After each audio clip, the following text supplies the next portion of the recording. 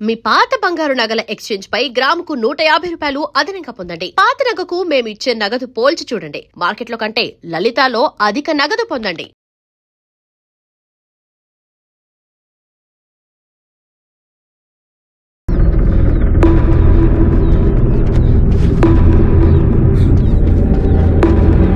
Sir sir sir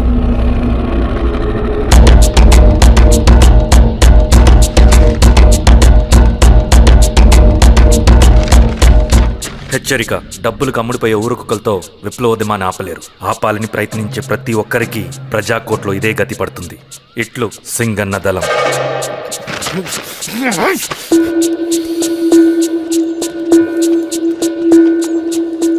అయ్యా, మీకోసం చెన్నారెడ్డి గారు శేషారెడ్డి గారు వచ్చారండి. కూర్చోమని చెప్పు. సరే అండి.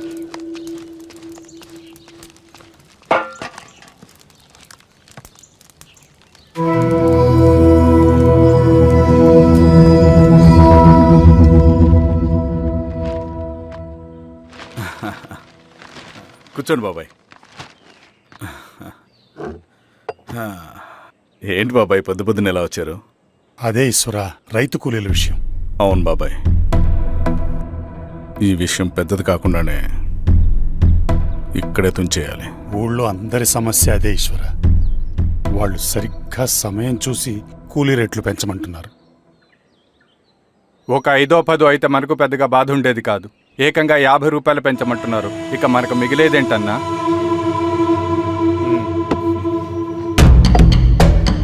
చెరువులోకి నీళ్ళు వచ్చేసరికి జలగలకి బలం పెరుగుతుందంట. ఆ అన్నల అండ చూసుకుని కూలీ నా కొడుకులు రెచ్చిపోతున్నారు. అలా కొనసాగడానికి వీల్లేదు. ఓ గంటకి మీరందరూ పోలీస్ స్టేషన్కి రండి. అక్కడ మాట్లాడి ఏం చెయ్యాలో ఒక నిర్ణయానికి వద్దాం. అలాగే పద.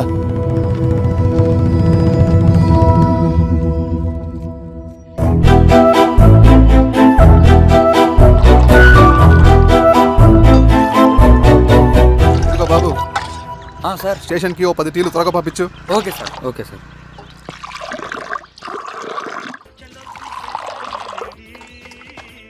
రెడ్డి గారు, బయట ఊరు నుంచి కూలీ వాళ్ళని తీసుకొస్తే ఇక్కడ ఊరోళ్ళు ఊరుకుంటారా? గొడవలకు వస్తారండి. నాకు లా అండ్ ఆర్డర్ ఇష్యూ అవుతుంది. వాళ్ళు గొడవ దిగితే మేమన్నా వాచమలమా? ఏం చేయాలో మాకు తెలుసు. చుండూరు, కారంచెడు, పదిరికుప్పం, నీరుకొండల్లో ఏం జరిగిందో ఈ ఊర్లో కూడా అదే జరుగుతుంది. మీరు ఇలా ఆవేశపడితే ఎలా రెడ్డి గారు? మీరైనా చెప్పండి ఈశ్వర్ రెడ్డి గారు. ఏం చెప్పమంటావు గిరిధర్? వాళ్ళు ప్రతి సంవత్సరం ఇలా పెంచుకుంటూ పోతూ ఉన్నారు. ఈ సంవత్సరం 50, వచ్చే సంవత్సరం ఎంతని, ఎవరికని వాళ్ళు అడిగిందంతా ఇచ్చుకుంటూ పోతూ ఉండాలా మేము? వచ్చే సంవత్సరం పెంచర్లేండి సార్. సరే, అలాగని వాళ్ళని రాసిమ్మని చెప్పండి, అప్పుడు చూద్దాం. వీరస్వామి, ఆ నరసింహ గారిని పిలువు. సార్, నరసింహ గారు సార్ పిలుస్తున్నారు. నమస్తే సార్. నమస్తే, కూర్చోండి. Sir tea. నమస్కారం. నమస్తే సార్. టీ. అందరికీ చూడండి నరసింహ గారు, మీరు అడిగింది ఇవ్వటానికి వాళ్ళు సిద్ధంగా ఉన్నారు. కానీ వచ్చే సంవత్సరం మీరు కూలీల రేటు పెంచబోమని హామీ ఇవ్వాలి. వచ్చే సంవత్సరం మిగిలిన వస్తువుల ధరలు పెరగవని మీరు హామీ ఇవ్వండి, అలాగే మేము ఇస్తాం. మేము అడిగింది మీ చేతిలో ఉంది, మీరు అడిగింది మాత్రం మా చేతిలో లేదు. వాళ్ళ చేతిలో ఉంది సార్, అంతా అన్నల చేతిలో ఉంది.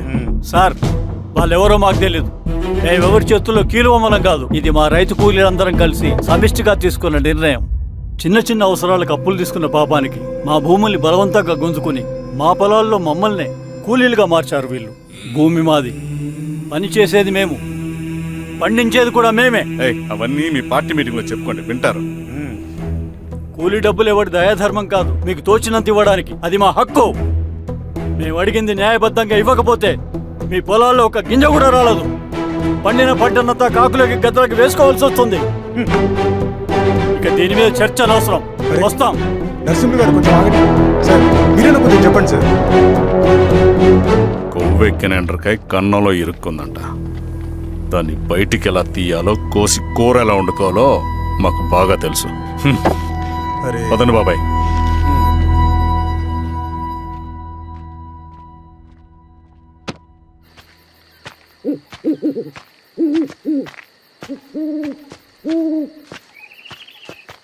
లాల్ సలాం కామ్రేడ్.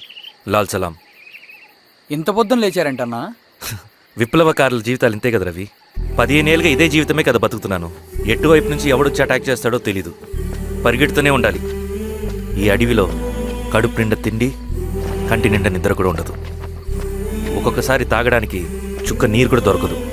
2 పుస్తకాలు, ఒక కిట్ బ్యాగ్, అందులో 2 జతలు, ఒకటి ఒంటి మీద, ఇంకోటి దండం మీద. ఇవే మనకున్న ఆస్తి. ఒక్కొక్కసారి ఇవి కూడా ఉండవు. బార్డర్లో సైనికుడు లాంటి వాడే, అడవిలో విప్లవకారుడు కూడా. ఇదంతా జనం కోసం, వాళ్ళ బతుకుల్లో వెలుగు కోసం.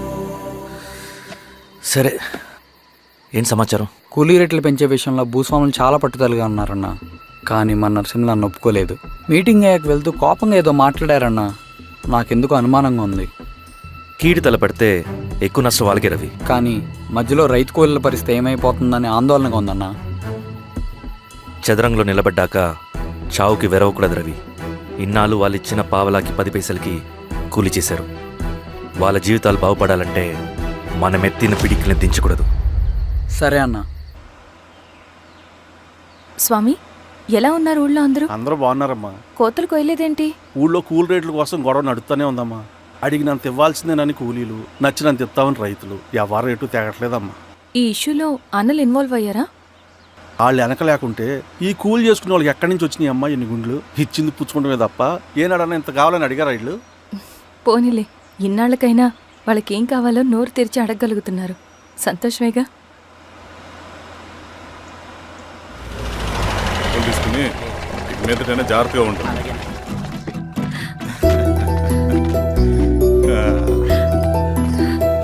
బాగున్నావమ్మా? బాగున్నానన్నయ్య, నువ్వెలా ఉన్నావు? బాగున్నాను. రా లోపలికి వెళ్దాం. రా కూర్చో. సో ప్రయాణం అంతా బాగానే జరిగింది కదా? నీ ఫేవరెట్ నెత్తిపూరి. రా వడ్డిస్తారా? ప్లేట్ తిప్పు. నాకొద్దన్నయ్య, నాకు మంచి కాఫీ తాగాలని ఉంది. అమ్మో, నీకు నచ్చినట్టు కాఫీ చేయాలంటే ఆ దేవుడి దిగి రావాలి తల్లి. ఏంటో అన్నయ్య, మంచి కాఫీ తాగకపోతే ఇక ఆ రోజంతా అదోలా ఉంటుంది నాకు. రేయ్ సామే, అయ్యా అర్థమైంది. శిరీష్ అమ్మకి మంచి కాఫీ కావాలి, అంతేగా నేను వెళ్ళి పట్టుకొచ్చేస్తా. ఎక్కడికి స్వామి? మన ఊళ్ళో మెగాస్టార్ హోటల్ ఉందమ్మా, అందులో కాఫీ చాలా బాగుంటుంది. నేను వెళ్ళి పట్టుకొచ్చేస్తా. స్వామి, అమ్మా కాఫీ అంటే అక్కడికి వెళ్ళి వేడి వేడిగా తాగాలి. నేను వస్తాను పద. అవునమ్మా, అక్కడ నేను కూడా తాగాను, చాలా బాగుంటుంది. వెళ్ళు. థ్యాంక్ యూ అన్నయ్య.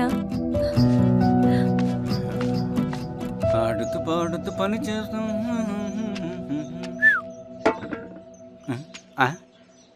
ఏంది మీ పిల్లగాడికా? అవును, ఒకసారి పెట్టుకొని చూస్తా. పెట్టుకో.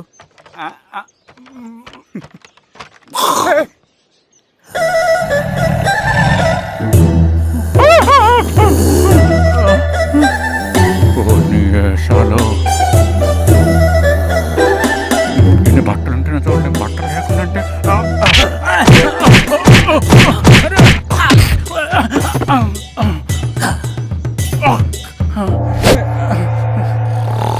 చంపేస్తా. నీకు దండ పెడతా.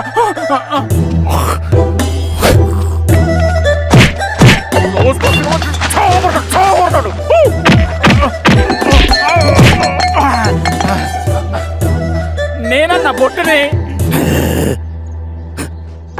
ఏందన్నా నన్ను చంపుతాయంది.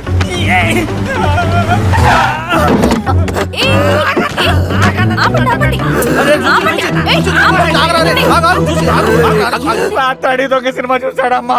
పొద్దున్న నేను పొలాన్ని కొంచెం చంపేస్తాడమ్మా. మేడం మంచి కాఫీ పెట్టు. ఎలా మేడమా? అయితే మేడంకి స్పెషల్ కాఫీయా? ఓకే. అమ్మా ఆడికి చిరంజీవి ఇచ్చి. పిచ్చా? కాదమ్మా, ఫ్యాను. రండమ్మా కాఫీ తాదు రండి. కూర్చోండి అమ్మా. ఏంటి స్వామి ఇతను? చాలా మంచోడమ్మా, మెగాస్టార్ సినిమాలు చూసిన వాళ్ళు అయిపోతాడు. స్వామి, అమ్మా ఈ కాఫీ నేను ఎక్కడో తాగాను.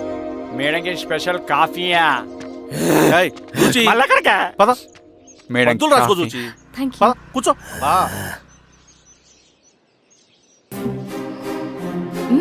కాఫీ బాగుంది. ఎవరు చేశారు? మా రవణ పెట్టాడమ్మా. రవి? ఎవరు రమ్మను? రవణ మేడం పిలుస్తున్నారు.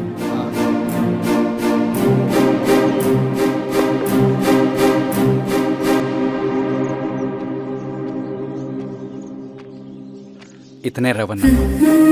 శిరీష మీరా? రవి నువ్వేంటి ఇక్కడ? కాఫీ బాగుందా? చాలా.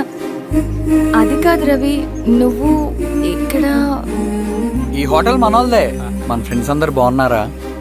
చాలా బాగున్నారు. అవును మీరేంటి ఇక్కడ? ఏమైంది అన్నా? అన్నా ఏమైందన్నా? అన్నా లే అన్నా. స్వామి త్వరగా కారుతా. జాగ్రత్త అన్నా త్వరగా పట్టిది అన్నా. అన్నా త్వరగా పోనీ.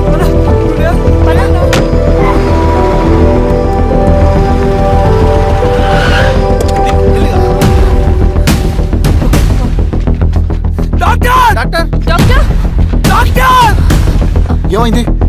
డాక్టర్ త్వరగా చూడండి డాక్టర్. లోపలికి తీసుకురండి.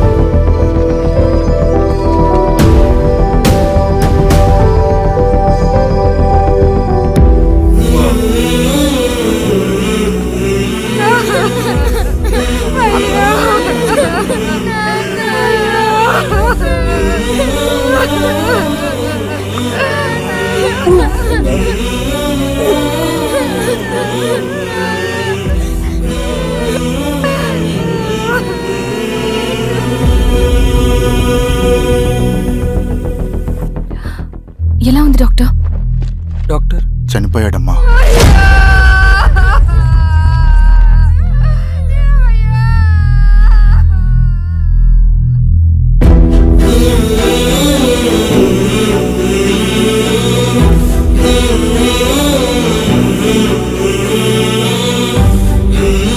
ఆ పేపర్స్ ఏంటి రవి?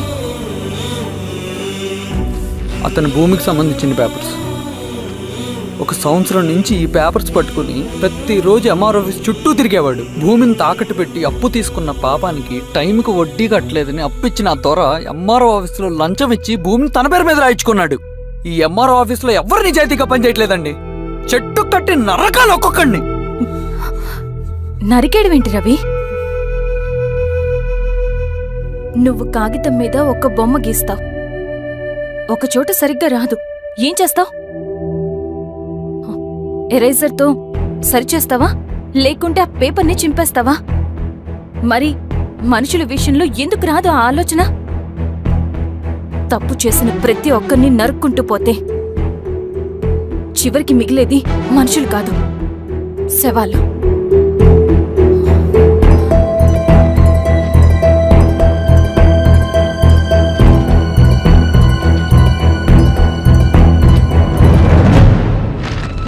పదరవి రా.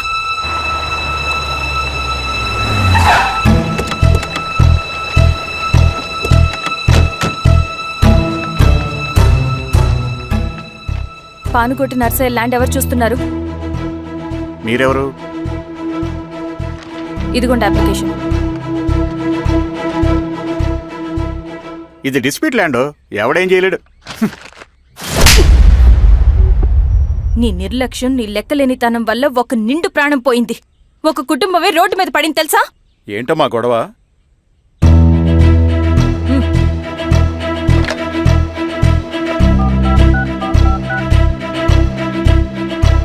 Hello sir.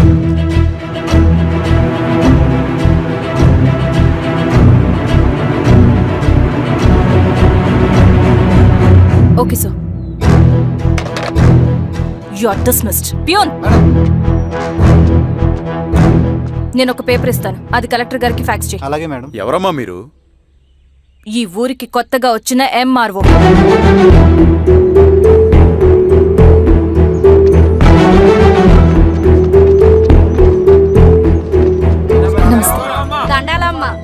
మీ పరిస్థితులు నాకు తెలుసు. పని చేస్తేనే మీకు పూట గడుస్తుంది. పనులు మానుకుని మీరు ఈ ఆఫీస్ చుట్టూ తిరగాల్సిన అవసరం లేదు. నేనే మీ ఊరొస్తాను. ఆ రోజు అరగంట వీలు చూసుకుంటే చాలు, మీ పని పూర్తయిపోతుంది.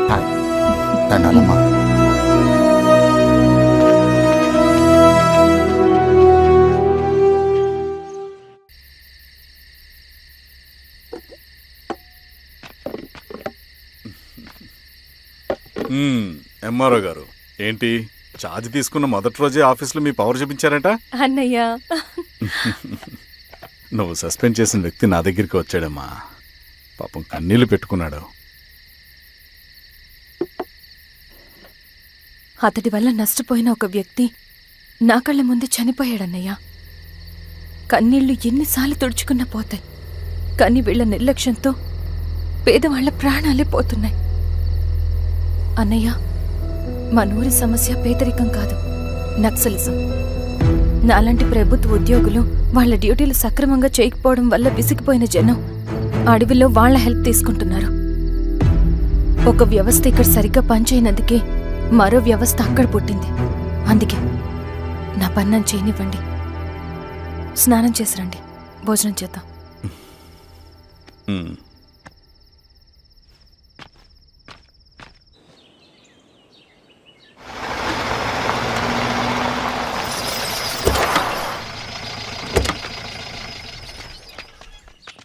నమస్కారం అమ్మా. నమస్తే.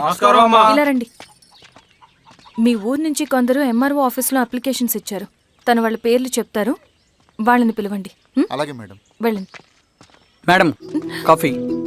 నువ్వెప్పుడు వచ్చావు రవి? మీరు గంటకోసారి కాఫీ కావాలంటారు కదా, మాటి మాటికి వెళ్ళి రావడం ఎందుకని వచ్చేసా.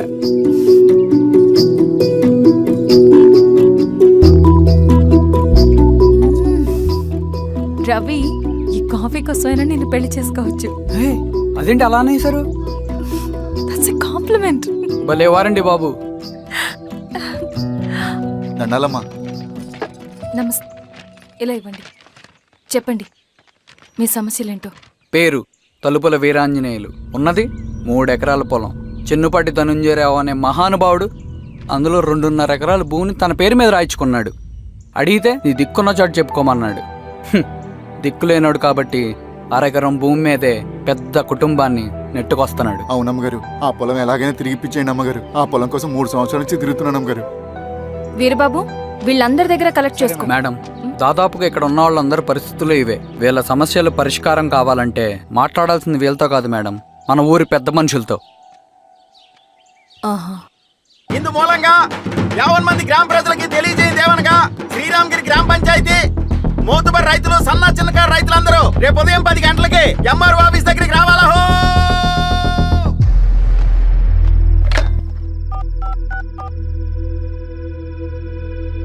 హలో, ఎవరు? నమస్తే బాబాయ్, నేను ఈశ్వర్ రెడ్డి. ఎలా ఉన్నావు? బాగున్నా. చెప్పు. బాబాయ్, శిరీష్ ఎంఆర్ ఆఫీస్లో భూ సమస్యల గురించి రేపు మీటింగ్ ఏర్పాటు చేసింది. ఈ విషయం మన వాళ్ళంతా ఎలా తీసుకుంటారో అర్థం కావట్లేదు. అందుకనే మీకు ఫోన్ చేశాను. శిరీష్ చెప్పింది చేయండి, అదే మనకు కలిసి వస్తుంది. సరే బాబాయ్, ఉంటాను.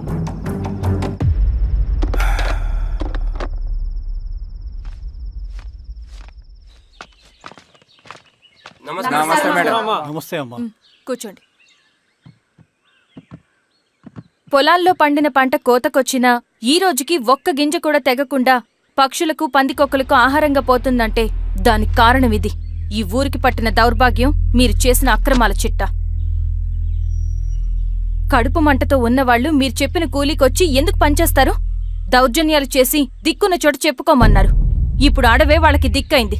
అది ఎవరి తప్పు? మొత్తం 100 ఎకరాల పైచిలుకు భూమి వాళ్ల దగ్గర దౌర్జన్యంగా లాక్కుని ఇన్ని సంవత్సరాలుగా మీరు అనుభవిస్తూ ఉన్నది. మీ అంతట మీరుగా తిరిగిచ్చేస్తారా, లేదా చట్టం ఎలా పనిచేస్తుందో మీకు చేసి చూపించమంటారా? అలా చేయండి మేడం. నువ్వు ఆగవయ్య నరసింహులు. ఏం చేయాలో మా ఎంఆర్ఓ గారికి బాగా తెలుసు. అట్టా కానిండమ్మా. ఇస్తే మీ పొలాలు ఇవ్వండి, మా వివం. మీ పేరేంటి? సామిరెడ్డి. రూల్స్ ప్రకారం వెళ్తే మీ మొత్తం పొలం పోతుంది. కూర్చోండి. సామిరెడ్డి కూర్చో.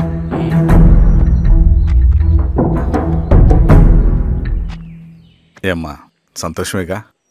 మరీ నువ్వు అనుకున్నంత చెడ్డవాళ్ళేం కదమ్మా మనోళ్ళు.